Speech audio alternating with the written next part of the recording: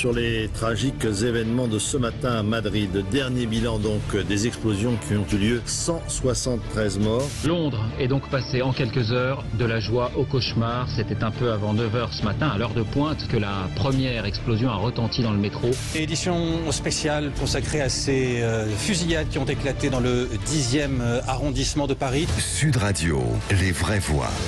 Le débat est ouvert. Il y aura 20 ans demain, les USA, avec 2977 morts et 25 000 blessés, étaient victimes de l'attentat le plus meurtrier de l'histoire de l'humanité, alors que Kaboul était aux mains des talibans. 20 ans plus tard, les talibans ont repris Kaboul après que les Occidentaux soient partis et les attentats se sont multipliés, comme à Madrid le 11 mars 2004, 191 morts, 1858 blessés, Londres le 7 juillet 2005, 52 morts, 784 blessés, ou Paris le 13 novembre 2015, 131 morts, 413 blessés. Des attentats de Paris dont le procès a commencé avant-hier. D'où notre grand débat après la chute de Kaboul et 20 ans après le 11 septembre. L'Occident est-il toujours aussi vulnérable? Avec nous Olivier Piton, avocat à Washington, ancien député suppléant des Français d'Amérique du Nord et auteur d'un livre qui vient de sortir aux éditions Plomb, Kamala Harris, la pionnière de l'Amérique. Bonjour Olivier Piton. Bonjour. Bienvenue sur Sud Radio. Tout d'abord, 20 ans après le 11 septembre, est-ce que les Américains ont fait preuve d'une grande résilience, ou est-ce que c'est encore marqué à vif dans l'esprit des Américains, que ce soit à New York ou à Los Angeles, ou au fin fond du Montana ou de l'Arkansas? C'est un petit peu des deux. Il y a à la fois de la résilience qui est typiquement américain, mais les New-Yorkais vous diraient que New York n'a plus jamais connu l'atmosphère d'insouciance qui existait avant 2001. Mais il faut bien comprendre une chose, parce qu'il faut refaire un petit retour en arrière, c'est que lorsque ont lieu les attentats du 11 septembre 2001, ça faisait 10 ans, en gros, de la chute du mur en 91 jusqu'à 2001, que les États-Unis vivaient dans une espèce d'euphorie qu'Hubert Védrine avait appelé effectivement l'hyperpuissance, mais ça allait au-delà de ça, c'était l'hyperpuissance absolue, dans ce sens où toute intervention était systématiquement militaire, était couronnée de succès. On se souvient en particulier de l'engagement militaire en ex-Yougoslavie. Il y avait déjà quelques problèmes, on l'a vu en Somalie, mais les Américains étaient dans une espèce d'ambiance d'euphorie, les Chinois n'étaient pas au niveau auquel ils étaient à l'heure actuelle, et les Russes ne répondaient plus présents. Cette période s'est achevée en 2001 et on est parti pour une période très complexe, avec une crise de confiance, une crise de conscience, des problématiques militaires, des problématiques psychologiques à l'intérieur du système, je dirais presque nerveux américain, dont on sort à l'occasion des 20 ans des attentats et de la fin de l'opération à Kaboul. Anne Mazoyer, les Américains, ils dépensent plus de 50% des budgets militaires mondiaux. Mais quand on voit des hommes qui, avec des couteaux, détournent des avions, ou les attentats à Madrid, Londres et Paris, est-ce qu'aujourd'hui, une guerre comme celle contre le terrorisme se gagne avec des chars et des avions de chasse? Alors, certainement pas à Kaboul, pour diverses raisons. D'abord parce que Kaboul, c'est ce qu'on appelait autrefois et qu'on appelle toujours le toit du monde. Et c'est surtout, sur le plan géopolitique et géostratégique, une voie militaire qui est restée géographiquement imprenable et qui, en plus, a toujours posé des problèmes de ce fait-là sur le plan commercial et sur le plan des migrations. Donc ça, déjà, c'est une première chose. Donc imaginez, pour ceux qui sont encore dans un esprit conquérant, qu'on va aller à Kaboul et qu'on va s'en saisir comme, je dirais, de n'importe quel territoire, c'est impossible. D'abord pour ces raisons, c'est des raisons topographiques, mais aussi pour des raisons liées à la personnalité des Afghans, qui sont des indépendants et des individualistes. Donc ça, c'est une chose. Au-delà, il y a la partie qui est liée à ce qui vient de se passer, mais aussi, je pense qu'il vous faut observer ce qui se passe du point de vue du djihad et de toute cette évolution. On a eu 4 périodes, comme le décrit très très bien Gilles Kepel dans son dernier ouvrage, qui s'appelle donc effectivement Le prophète et la pandémie, et que je vous recommande pour bien des raisons, et où il décrit effectivement ces 4 phases. La première phase, c'est 1980-1990, c'est l'apparition du djihad en Afghanistan, en Algérie et dans d'autres régions du monde. La deuxième partie, qui est très importante, c'est effectivement ce qui se passe avec Al-Qaïda. Voilà, c'est 2001, c'est tout ce que vous décrivez. Troisième phase qui est très importante, je finis vite, c'est effectivement Daesh. Et la dernière, c'est ce qu'on appelle maintenant le djihadisme atmosphérique, c'est-à-dire des gens qui sont très faibles mentalement, qui sont manipulés par la communication via Twitter ou n'importe quel réseau social et qui passent à l'acte. Olivier Piton, c'est la réalité. Oui, alors du point de vue américain, malheureusement, c'est resté beaucoup plus binaire. Et ce que dit Madame est tout à fait juste, la problématique, et on l'a vu encore à l'occasion de la conférence de presse assez lunaire de Joe Biden à l'occasion des attentats qui a suivi les attentats de Kaboul, donner ce sentiment assez surréaliste de se remettre entre les mains des talibans, de tenter de trouver les voies d'un dialogue. Les talibans inclusifs du département d'État. Voilà, et on a toujours l'impression que les Américains, avec le monde arabo-musulman et le monde musulman, a toujours autant de mal à comprendre qui sont ses amis et qui sont ses ennemis. Et on le voit encore à l'heure actuelle, on a l'impression qu'ils n'ont pas complètement tiré toutes les leçons de ce qui s'est passé depuis 20 ans. Philippe Bilger. Sous le contrôle d'Olivier Piton, évidemment, comme tout Français, je ne suis peut-être pas féru en politique internationale, mais je répondrai bien sûr oui à la question posée par Sud Radio. Est-ce qu'on ne peut pas considérer, en sortant un peu du champ technique, que la réponse est positive et sur le plan objectif et sur le plan subjectif? Je veux dire par là qu'objectivement, on vient de parler des atteintes multiples et terroristes qui sont porté à la conception que l'Occident avait de lui-même. Et on pourrait en citer d'autres, notamment la volonté d'autres États de ne plus laisser croire à l'Occident qu'il était le monde exemplaire et idéal. Objectivement, c'est sûr que l'Occident n'est plus en état de puissance et fragilisé en permanence. Mais lorsque j'évoquais la subjectivité, est-ce que vous ne croyez pas, Olivier Piton, que le plus grave, c'est peut-être le fait que l'Occident, avec les valeurs qu'il représente, n'est pas loin de croire que la suspicion qu'on a à son égard est justifiée. Au fond, est-ce que l'Occident croit encore en lui-même? J'ai l'impression qu'il n'y croit plus et que c'est peut-être le défi le plus grave auquel on est confronté pour ceux qui estiment qu'il a encore un avenir. Olivier Piton, puis Tom Conan. Alors c'est vraiment un excellent point, c'est vraiment le fondement même de l'ethnodifférentialisme, c'est-à-dire est-ce que nos valeurs sont universelles et ont vocation à continuer à l'être, ou bien est-ce qu'on entre, et j'ai l'impression en fait que c'est déjà le cas, on est entré dans une forme de relativisme où, au bout du compte, on a un certain nombre, y compris d'experts, d'analystes, de penseurs, de philosophes occidentaux, qui considèrent que les valeurs des Lumières, issues des Lumières, ne devraient finalement se propager et se diffuser uniquement dans la sphère occidentale et pas au-delà, et qu'il y a des valeurs universelles occidentales, ce qui est un oxymore, et puis d'autres valeurs qu'il va falloir apprendre à connaître et à respecter. Oui, je trouve ça effectivement très très juste ce qui vient d'être dit à l'instant et ce qu'avait précisé aussi Philippe Bilger tout à l'heure. Je pense effectivement que l'un des problèmes, c'est qu'en effet les différents items, on pourrait dire, de cette pensée universaliste qu'on présente par exemple quand on fait des études comme étant la pensée des Lumières, comme étant les Mille, voilà, les grands penseurs de l'encyclopédie, etc. On a effectivement ces modèles-là qui reposent sur l'idée de la construction d'un honnête homme, la recherche d'une vérité qui devrait être un peu le but de toute existence, et y compris le but, on pourrait dire même, de la politique, trouver la meilleure société, la société la plus juste, la plus égalitaire. Mais effectivement, ça, en effet, on se rend compte qu'aujourd'hui, dans quasiment l'ensemble des domaines, l'économie, le social, y compris la sexualité aujourd'hui avec les questions sur le genre, etc., on se rend compte que finalement, tout est remis en cause. Toutes les bases au sein même des pensées, des écoles occidentales, entre guillemets. Alors, il y a la cancel culture. Alors, ça, c'est effectivement des aspects de ce mouvement d'abolition, on pourrait dire, ou de critique de cette espèce de pensée un peu dominante. Mais même après, si on prend des choses beaucoup plus pragmatiques et isolées, prenez par exemple les francs-maçons.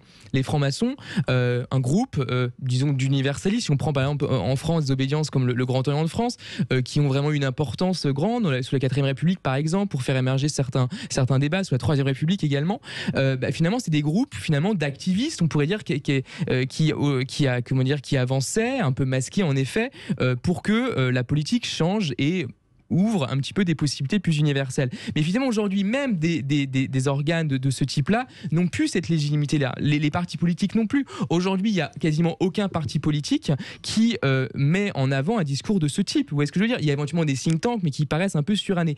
Par exemple, même des noms de partis, des détails de ce type-là, de partis Génération, par exemple.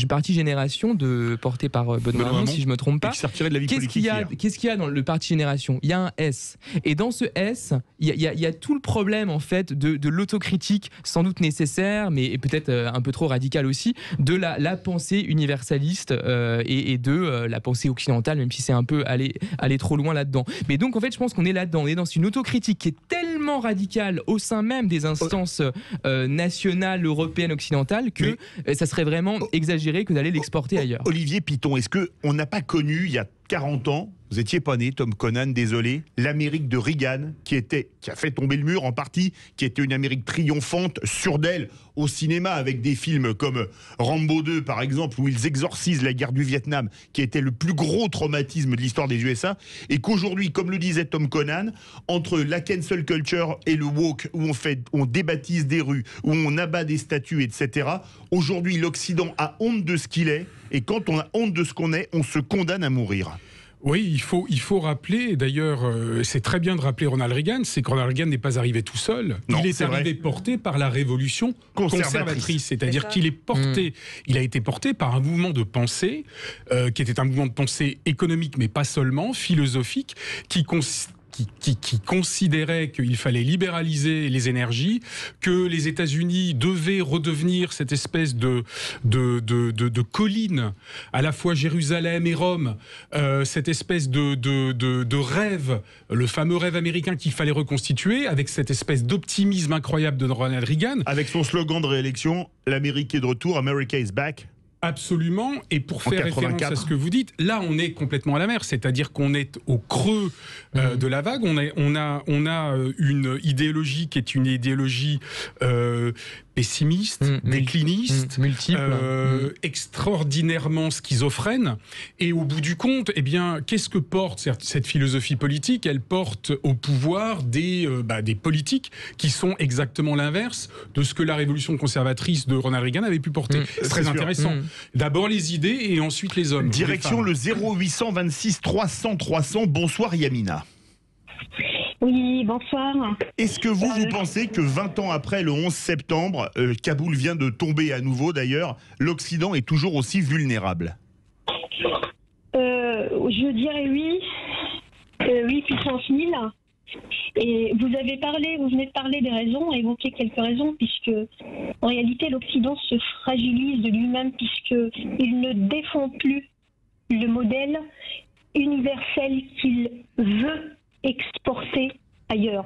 Donc quand on ne défend plus, quand on s'inclut, forcément, on n'a que du mépris de l'autre. Donc je pense qu'aujourd'hui l'Occident fait face en l'occurrence, je ne sais plus qui faisait référence au livre de Gilles Kepel.